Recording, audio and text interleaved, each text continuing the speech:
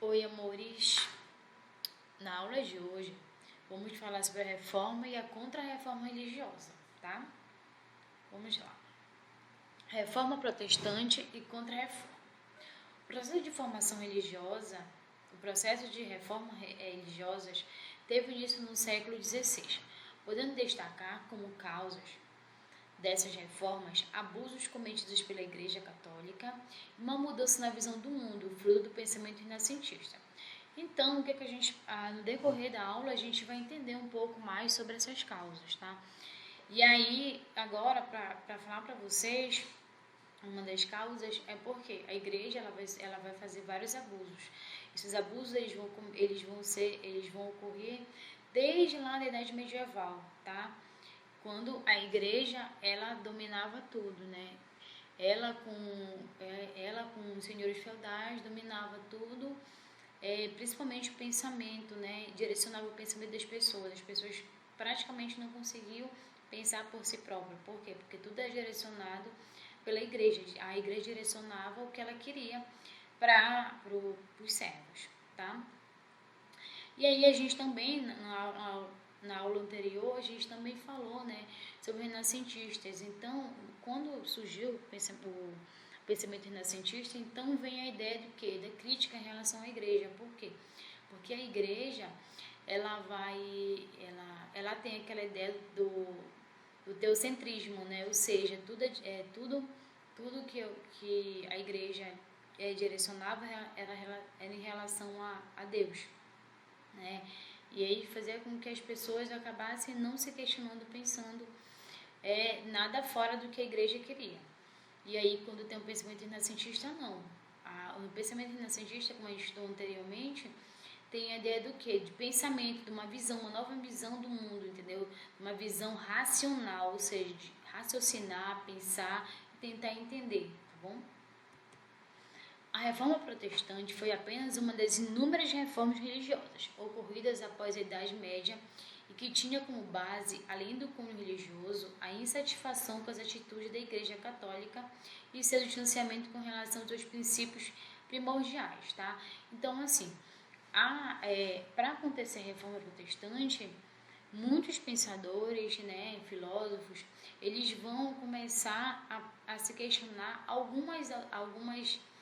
alguns direcionamentos da igreja. Por quê? Porque a igreja, muitas das vezes, principalmente no feudalismo, ela agregava muitas terras, né? Muitas terras e cobrava impostos, muitas das vezes. Um desses impostos, né, que ela cobra dos servos é que o servo dê 10% de tudo que ele produz para a igreja. Por quê? Porque se o servo não der, o servo vai para o inferno, vai acontecer alguma coisa de ruim com o servo. Então, também a igreja sempre falava em relação à questão, se a pessoa era muito pecadora, ela ia para o inferno. Então, a igreja tinha várias formas de tentar pressionar os servos para que eles acabassem fazendo o que ela queria, tá? E aí, muitos filósofos, muitos intelectuais, eles vão achar isso ruim. Por quê? Porque a igreja, segundo a Bíblia, tinha a questão, né, de doar para os mais necessitados e ser uma instituição bondosa. E muitas vezes acabava não sendo uma instituição bondosa. Por quê? Que cobrava altos impostos, muitas das vezes, de pessoas como os servos que não tinham muito. Então, e o outro fato é que o quê? A igreja sempre falava que aquele servo, no exemplo que a gente dá, né? Que aquele servo, ele nasceu pobre, ele vai morrer pobre. E se era nobre, nasceu nobre, ia morrer nobre. E aí a igreja sempre justificava com a questão que Deus queria aquilo, e muitas das vezes não era assim. Os filósofos e intelectuais começaram a questionar isso, que isso não estava correto, tá? As causas da reforma: desenvolvimento do comércio e da burguesia. A igreja condenava a acumulação de riquezas e livre empresas. Os burgueses desejavam uma igreja que aprovasse a obtenção de lucros. Então, olha só, a igreja, ela condenava que tanto a burguesia quanto a nobreza cobrasse altos impostos do povo. Só que, pelo outro lado, ela acabava cobrando alguns impostos do povo. né? Então a gente vai falar mais um pouco desses impostos que a igreja impõe mais lá na frente, tá? Então, um dos motivos para a reforma é essa. Por quê? Porque tanto a burguesia quanto a nobreza estão insatisfeitas. Por quê? Porque elas querem acumular mais dinheiro, né? Acumular mais impostos, e não podem, porque a igreja ela proíbe a formação do Estado Nacional. Muitos reis apoiavam a reforma para livrar-se da intromissão do Papa nos negócios dos seus reinos. Tá? Então, né, tinha isso ainda, que os papas muitas vezes acabavam, né, se intrometendo nas questões políticas, e fazia com que os reis acabassem ficando chateados e não gostassem daquilo. Então, os reis, tanto os reis como os burgueses, como eu falei anteriormente, eles apoiavam a reforma. Por quê? Porque a partir do momento que a igreja perdesse o seu poder, eles poderiam cobrar os impostos do jeito que eles queriam, tá?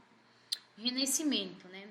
A releitura dos textos do Antigo e do Novo Testamento proporcionou uma comparação entre os ensinamentos de Cristo e as doutrinas da Igreja Católica.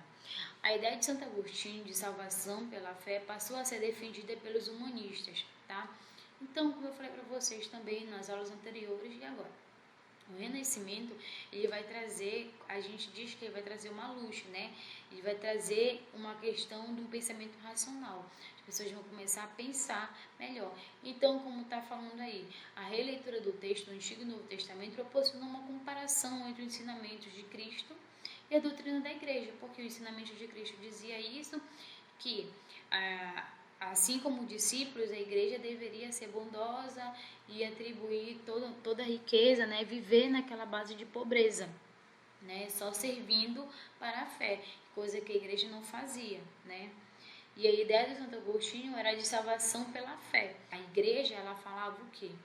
Que é para a pessoa ser salva, ela teria que pagar um imposto, e esse imposto é chamado de indulgência, tá?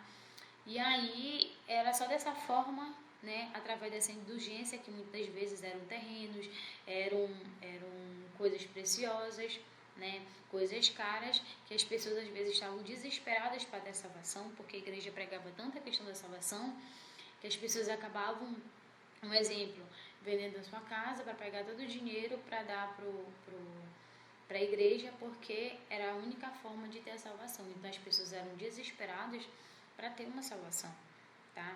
E aí a igreja, muitas das vezes, acabava se beneficiando disso. E aí Santo Agostinho, ele vem com a ideia do que? Da salvação pela fé, tá?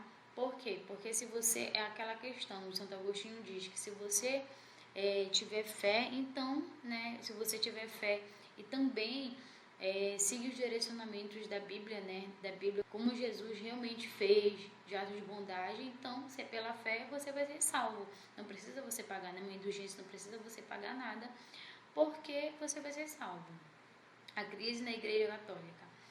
Apegada aos bens materiais, a Igreja recorria a práticas abusivas, como sinônimo, o comércio de objetos religiosos, a venda de cargos eclesiásticos e a venda de indulgências, perdão dos pecados sob pagamento em espécie, tá? Então, como eu falei para vocês, né, uma das bases aí é a indulgência, né, a perdão dos pecados sob pagamento de espécie. Então, a igreja dizia que para a pessoa ter salvação, ela deveria pagar em dinheiro, em espécie, né, uma quantidade para a pessoa poder ir para o céu. E um outro fato era que a Igreja Católica muitas das vezes acabava vendendo alguns objetos, né?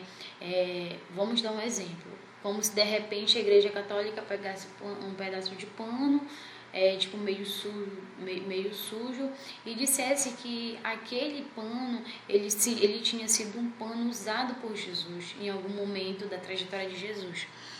E aí a Igreja Católica vendia esse pano que não era verdade, que não era aquele pano enrolado em Jesus. A Igreja Católica vendia aquele pano super caro, tá? E aí vendia para as pessoas e as pessoas acreditavam naquilo. Então a Igreja Católica acabava vendendo muitos objetos, tá? A Igreja Católica estava muito focada em ter poder, né? Porque a Igreja Católica ela mexia na questão política, social, né, da Europa, e a questão espiritual também. Então, a Igreja Católica tinha um domínio muito grande. Por ter esse domínio muito grande, muitas das vezes acabava também, né, vendendo cargos eclesiásticos, ou seja, vendendo cargos a pessoas para serem padres, sem ter realmente toda aquela preparação para ser padres, ou seja, para participar, né, da igreja mesmo como um integrante de fato. E aí, com todas essas coisas, com todas essas causas aí, né, indignação muitas das vezes corrida por alguns filósofos, por algumas pessoas, e aí a gente tem o que? O Martinho Lutero. Martinho Lutero, quem é o Martinho Lutero?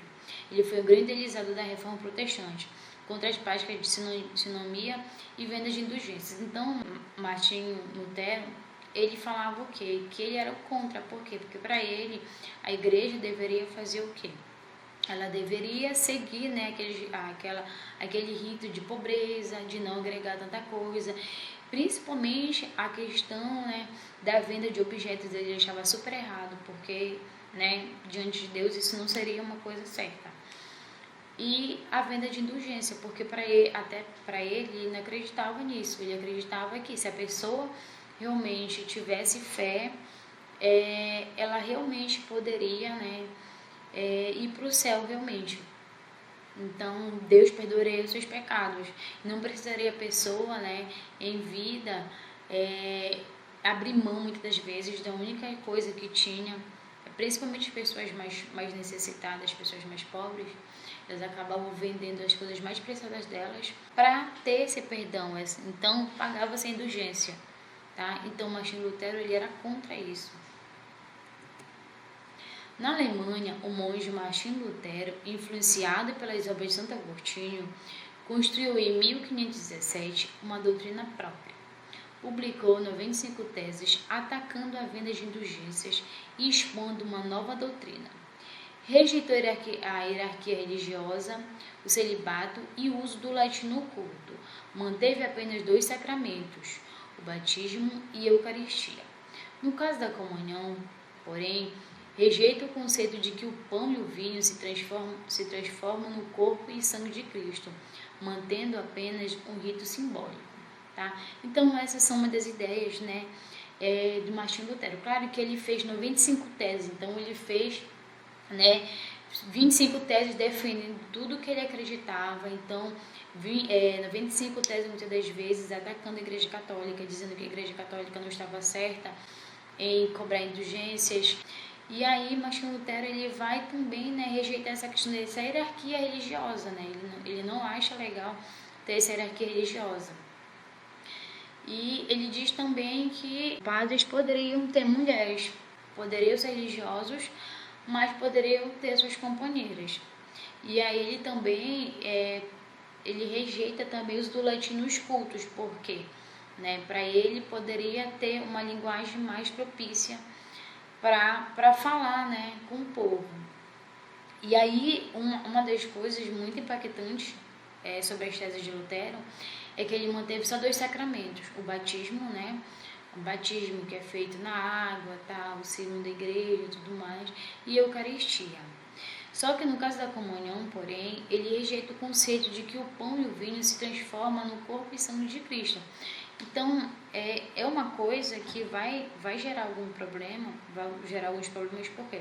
Porque a igreja, ela prega, né, que a Eucaristia, ela é algo sagrado, ela é algo representativo, representa Jesus, você está se alimentando do corpo e o sangue de Jesus. Então, isso vai trazer para a igreja, né, alguns problemas, porque a igreja também vai começar a perseguir ele. Vai começar a perseguir ele porque está indo contra os seus ensinamentos. E ele mantém a comunhão como rito normal, né? Tanto que hoje, se vocês forem ver nas igrejas evangélicas, tem a questão da Eucaristia, mas não tão forte, né? Não tão representativa como na Igreja Católica. Martinho Lutero promoveu, através das suas reformas, uma grande crise na Igreja Católica, que teve seu poder diminuído com o surgimento de outras religiões. O protestantismo, portanto, caracterizou os fiéis que não seguiam a doutrina católica e que deram continuidade às principais reformas religiosas realizadas na Europa. No meio de tudo isso, eu queria deixar claro que existiam algumas pessoas que não concordavam com as ideias da Igreja Católica, né, que ficavam aversas em relação à Igreja Católica. Então essas pessoas, elas tiveram vez, né, no protestantismo, tá? Essas pessoas que eram contra algumas doutrinas, alguns dogmas, algumas doutrinas do catolicismo, elas eram chamadas de hereges. E especificamente na Europa, essas pessoas, elas eram perseguidas, tá?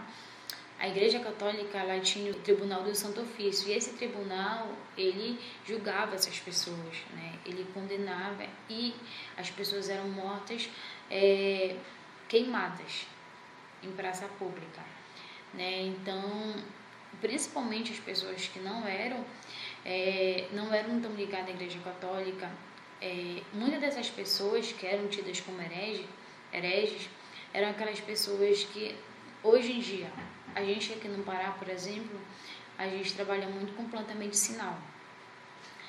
E aí, nessa época lá do século XVI, muitas mulheres, às vezes, elas acabavam pegando algumas ervas medicinais e usando, né?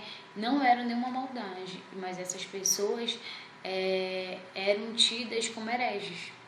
E aí, principalmente as mulheres, elas eram chamadas de bruxas, tá? E aí elas eram queimadas. A Igreja Católica, ela tem uma forma de dizer que tudo que não for de acordo com o que ela pensa, de acordo com do que é a doutrina dela, fora da doutrina dela, é paganismo. Então, ou seja, aquela do paganismo que cultua vários deuses. Então, é bruxaria e tudo mais. Então, a Igreja Católica acabava perseguindo essas pessoas. Tá? Então essas pessoas, elas vão começar a ser aceitas, essas pessoas que estavam insatisfeitas com as indulgências, as pessoas que estavam insatisfeitas com muita coisa em relação à Igreja Católica, elas vão fazer o quê? Elas vão, né, elas vão entrar para a ideia de Lutero, né, protestantismo. E que, como diz, né, o protestantismo, portanto, caracterizou os fiéis que não seguiam a doutrina católica e que deram continuidade à principal reforma religiosa realizada na Europa, tá? Então, essas pessoas vão se adaptar ao protestantismo.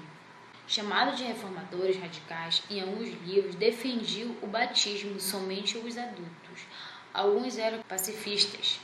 Com as perseguições de católicos e protestantes, o movimento assumiu postura mística e participaram de uma reforma populares. Seus descendentes são os atuais menoitas. Como já vimos, Martim Lutero condenava a venda de indulgências e defendia a salvação pela fé.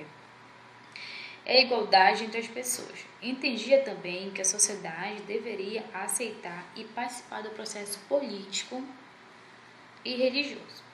Essas ideias acabaram sendo aceitas por vários setores, como a baixa nobreza e também pelos camponeses. Dessa forma, pessoas desses setores criaram a seita dos anabatistas, que na prática era uma radicalização das ideias de Lutero, tá? Então, é uma seita, né? É uma seita que é fundada a partir das ideias de Lutero. Só que era uma seita muito mais radical, tá? Que era feita por quem? Pela baixa burguesia, aquela burguesia que não participava das questões políticas, aquela burguesia que não tinha tanto dinheiro, e também pelos camponeses, né, que eram as pessoas que mais trabalhavam. Entre as principais concepções dos anabatistas estavam a defesa do sacramento do batismo apenas para os adultos, o desapego material e a igualdade entre todas as pessoas. A terra passou a ser o grande objetivo dos anabatistas, até porque existiam muitos camponeses e nobres dentro desses movimentos, tá?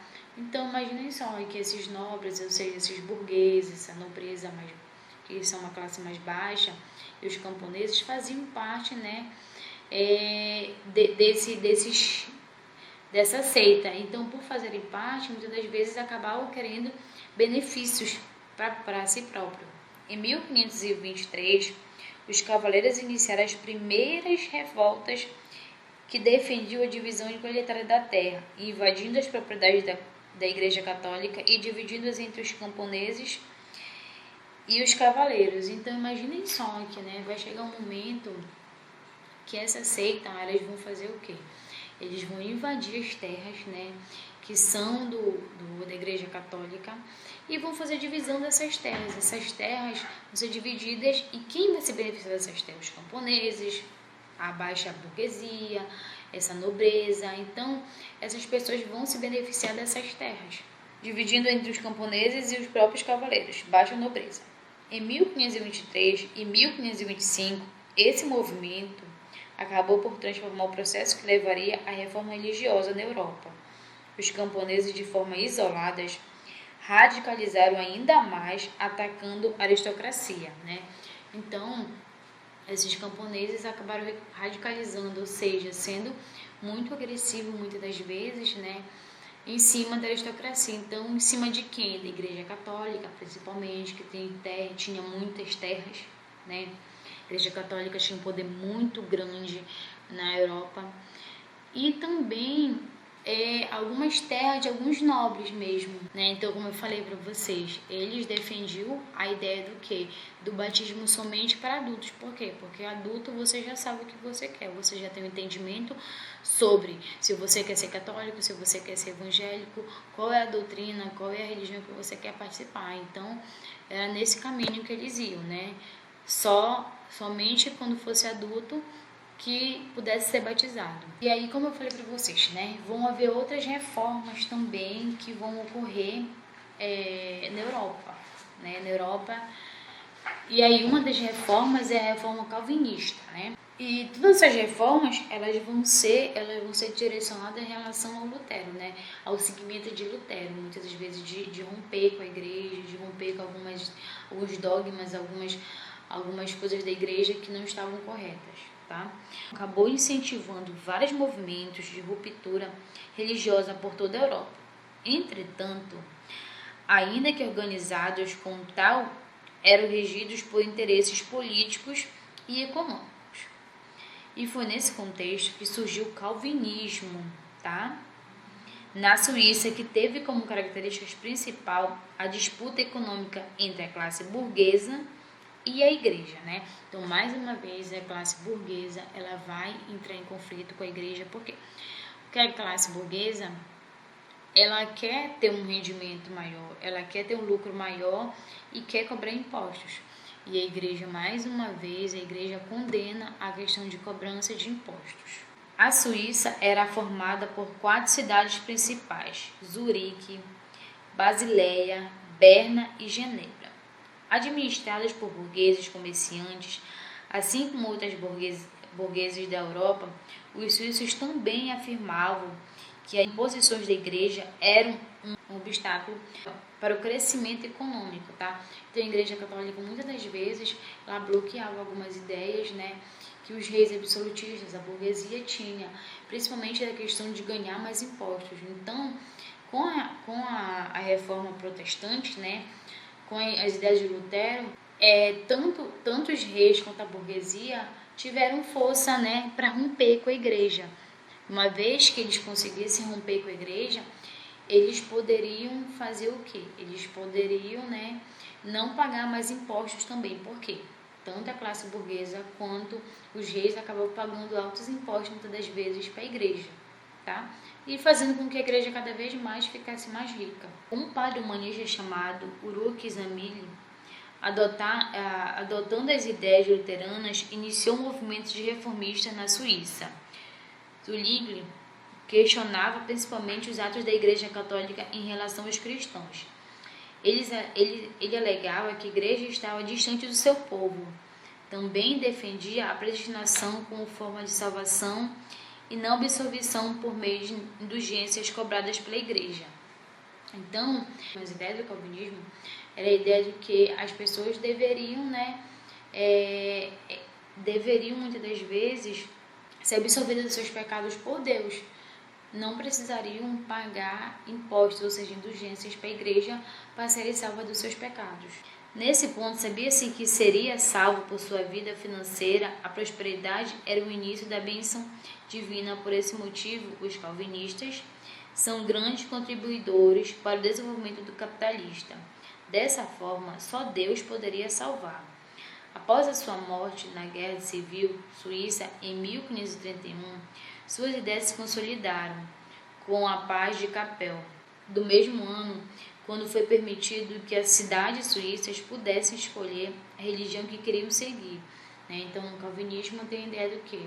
Rompe com a ideia da igreja, que só o catolicismo poderia ser religião. Mesmo com a permissão da escolha da religião para as cidades suíças, estabelecer a reforma religiosa foi muito difícil.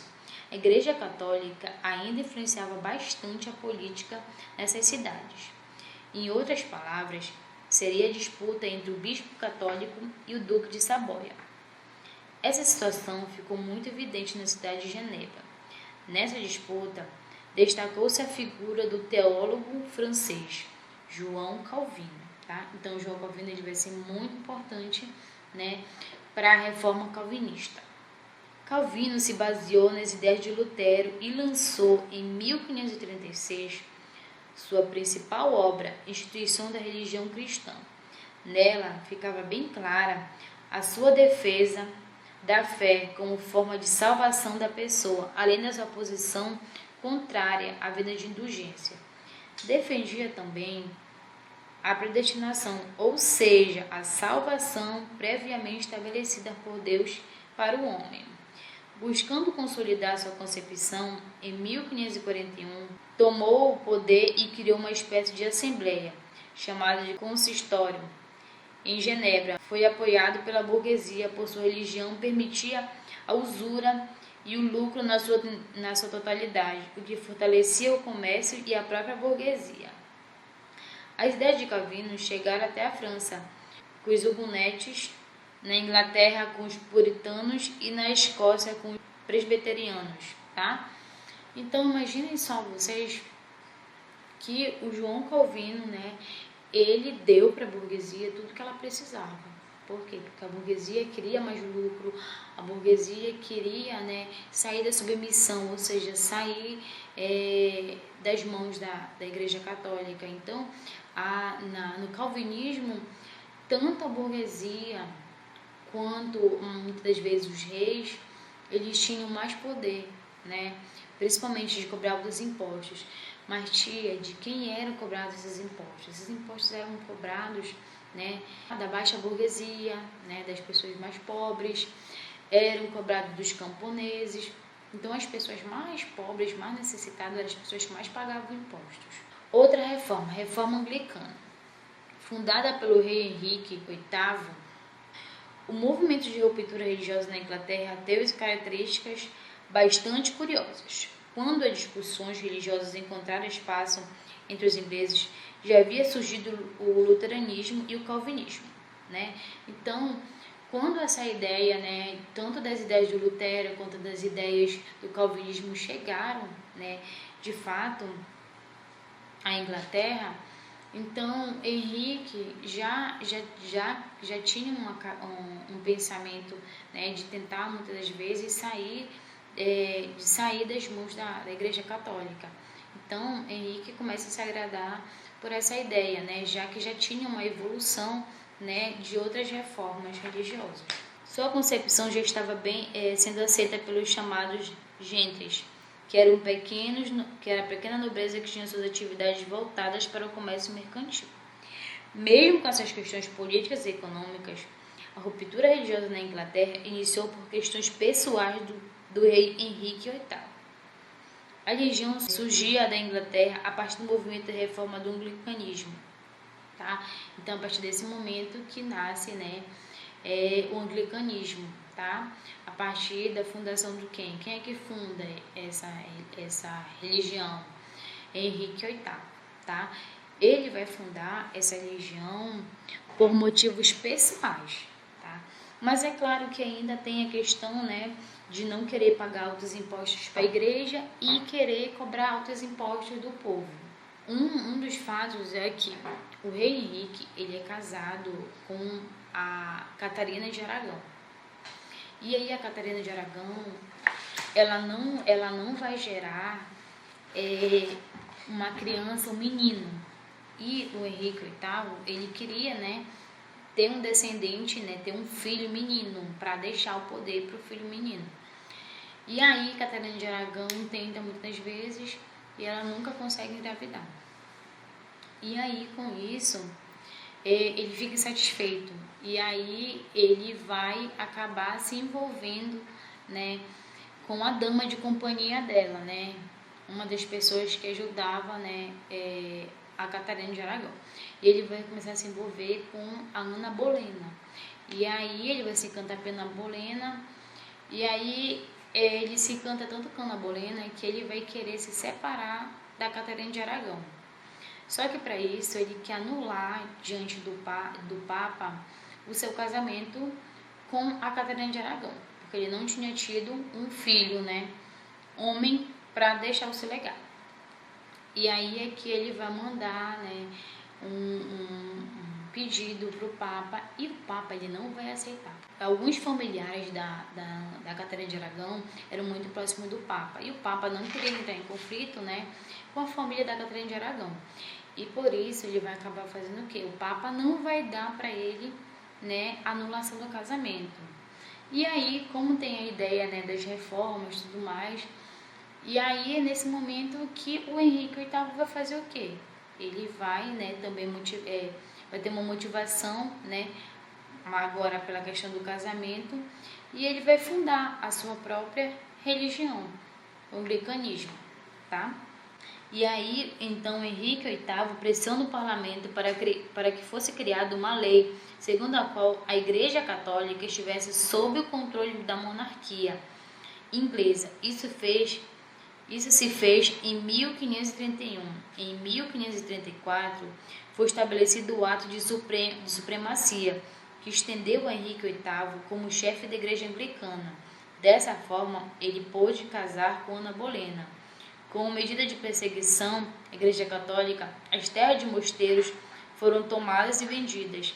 A nobreza aristocrata aumentando as suas terras produtivas voltadas para o comércio inglês. A religião anglicana foi consolidada realmente pela Rainha Elizabeth I, em 1533 a 1603, quando estava próximo ao anglicanismo do calvinismo. Quando esta aproximou o anglicanismo do calvinismo, tá?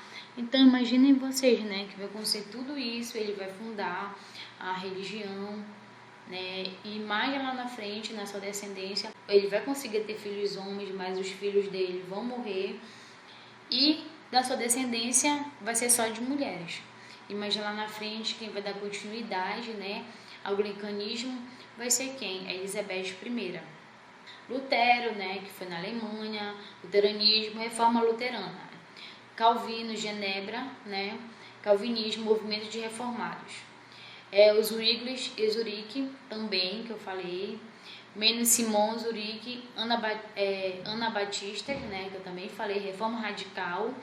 E o Henrique VIII, Inglaterra, anglicanismo, reforma anglicana, tá? Então eu expliquei cada um, certo? Depois de tudo isso, a gente vai ter a Contra-Reforma, tá?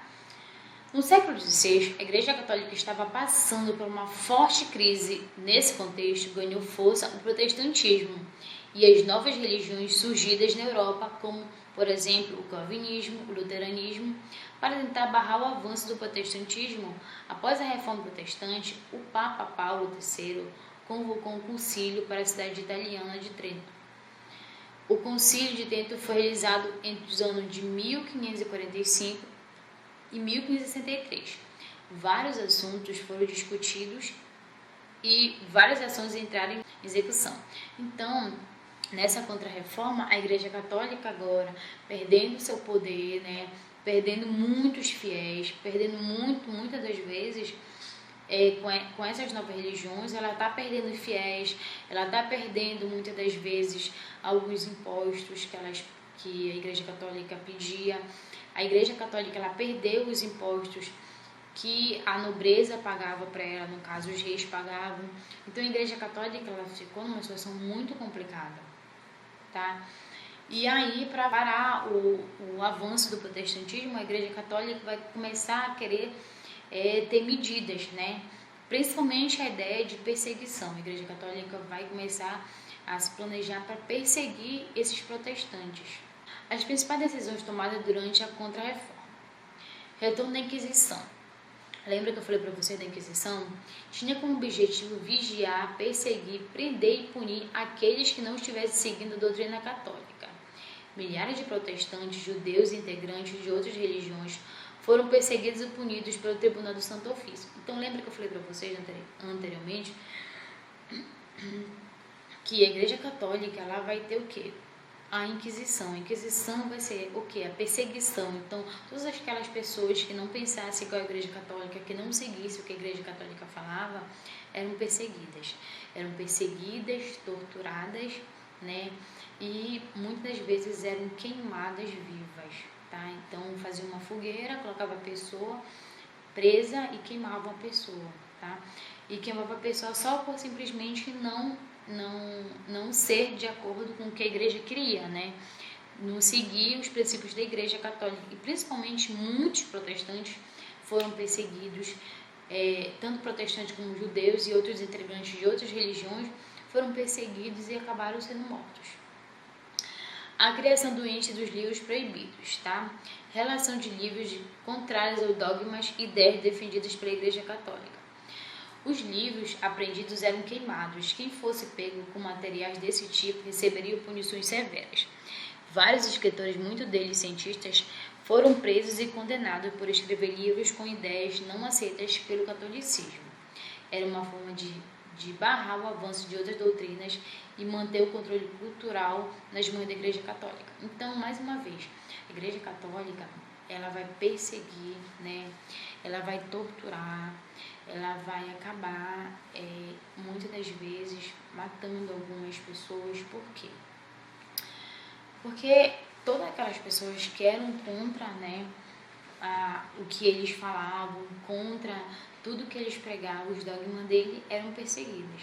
Então, lembra que eu falei para vocês lá no Renascimento que no Renascimento, chega um período do Renascimento que é um conflito de ideias. Por quê? Porque os intelectuais eles vão começar a escrever livros, começar a pintar algumas coisas que são diferentes, ou seja, coisas que contrariam a igreja, né? E deixa muitas das vezes a igreja numa situação bem complicada. E aí com isso, né, nesse momento da reforma protestante, das reformas que estão ocorrendo, né, então esses intelectuais, esses pintores, essas pessoas que eram contra, né, as pessoas que tinham um pensamento de raciocínio, ou seja, lógico, né, de fazer o quê? De pensar diferente da igreja, eram perseguidos e eram acabados sendo mortas. Era a forma que a igreja encontrava de barrar, ou seja, de inibir essas pessoas para difundir muitas das vezes os seus ideais, né? E a igreja vai fazer isso por quê? Para não perder mais fiéis, para não perder mais o seu poder. A criação da Companhia de Jesus. Os integrantes dessa companhia eram os jesuítas. Estes foram encaminhados aos continentes africanos, americanos e asiáticos. Tinham como objetivo principal transformar os nativos em novos católicos, através da catequização, ensino da língua portuguesa, doutrina católica e hábitos europeus. Os índios brasileiros foram catequizados pelos jesuítas, como por exemplo o padre Manuel de Nobre e José de Anchieta, tá? Então imaginem só, que fizeram a criação, né, da Companhia de Jesus, essa companhia que vai ser a companhia dos jesuítas, né? Essas companhias que vão para a África, né? Nas grandes navegações isso vai ocorrer muito, né? Esses jesuítas indo para a África, indo para as cidades africanas e tentando muitas das vezes expandir a fé cristã nessas localidades.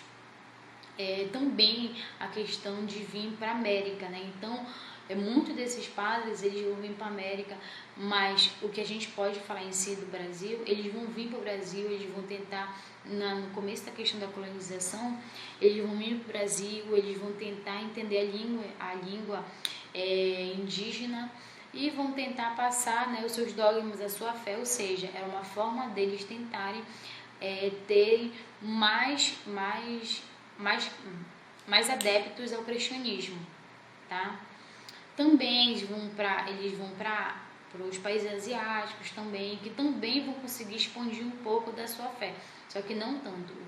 Os lugares onde eles mais vão conseguir expandir, né, a sua fé além da Europa é na América, principalmente no onde hoje é o Brasil, porque no Brasil né, eles vão fazer o quê? Vão catequizar os indígenas, vão obrigar muitas das vezes o indígena a cultuar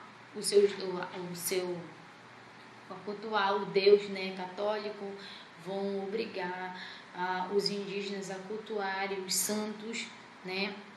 Então vão acabar fazendo, tentando também entender, tentando também impor, né, a língua portuguesa, a doutrina católica e os hábitos europeus nesses indígenas, né? Que você sabe que há um grande conflito. Por quê? Porque o indígena, ele tinha o próprio hábito dele, a própria linguagem dele, a própria forma de viver dele, e agora ele está sendo obrigado a seguir toda uma norma, né, dos padres jesuítas.